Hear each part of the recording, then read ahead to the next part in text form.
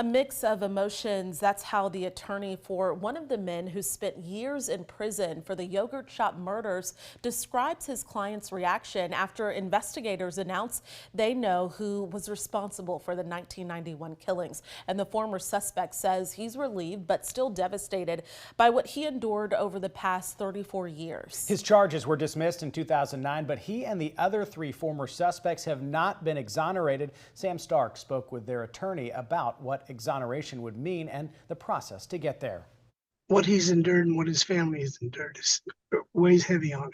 Tony Diaz, Mike Scott's longtime attorney, It's hard for me to even talk about it. said he has been proclaiming Scott's innocence since he met him in the 90s. So we would like to see actual innocence converted to an exoneration now that we know who the real killer is. Police identified serial killer Robert Eugene Brashers as the new suspect. He died by suicide as police closed in on him in 1999. 4 young men were the original suspects: Maurice Pierce, Forrest Wellborn, Robert Springsteen, and Michael Scott. Springsteen and Scott served time in prison. Their convictions were dismissed in 2009. A charge being dismissed just means they can't prove your guilt beyond a reasonable doubt.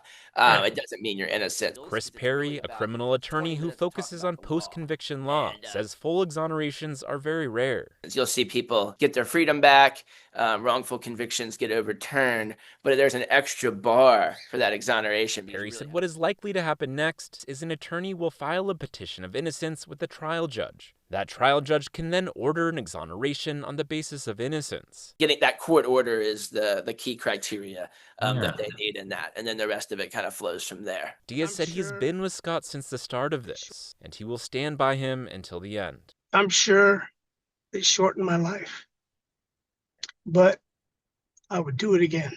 Sam Stark, KXAN News.